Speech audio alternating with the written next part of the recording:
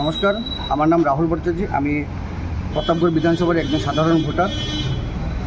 আমি আজকে যার বিরুদ্ধে আমি পূর্ব থানায় কমপ্লেন করতে এসেছি, ওনার নাম হচ্ছে মাধবী বিশ্বাস। এমনিতে ফেসবুকে ওনার মাধবী বিশ্বাস মূল।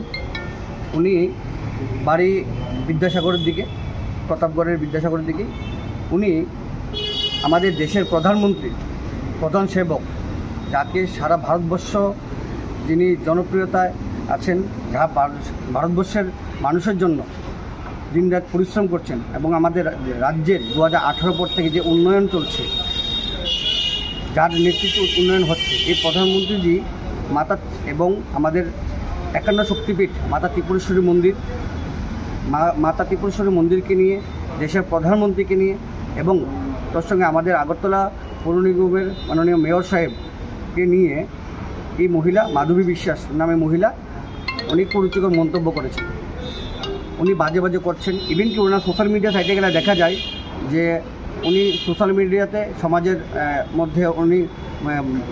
মধ্যে উনি ভাবমূর্তি নষ্ট করছে, সমাজের হয়ে মানে কী বলবো, উনি নিজের পোশাকে ঠিক রাখতে পারছেন না। তো যেই প্রধানমন্ত্রী দেশের গর্ব, যেই প্রধানমন্ত্রীর কারণে আমাদের রাজ্যের উন্নয়ন হচ্ছে 2018 পর থেকে, আমরা সবাই দেখতে পাচ্ছি 2018 পর থেকে আমাদের রাজ্যের উন্নয়ন কীভাবে হচ্ছে, যা 2018 সালে আগে আমরা দেখতে পাইনি।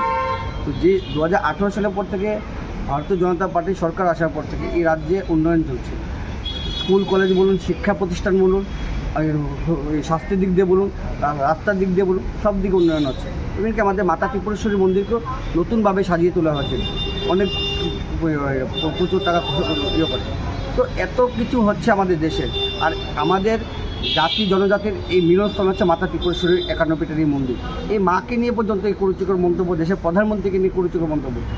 তার জন্যে আজকে পূর্ব মহিলা থানায় আর পূর্ব আগরতলা থানায় আমি যে ওসি সাহেব আছে ওনার কাছে আমি কমপ্লেন করেছি এই মহিলার বিরুদ্ধে, এবং এটা সুষ্ঠু বিচার হোক, এবং ওসি সাহেব আশ্বস্ত করেছেন উনি এই বিষয়টা দেখবেন এবং আইন অনুযায়ী ব্যবস্থা গ্রহণ করবেন। ধন্যবাদ।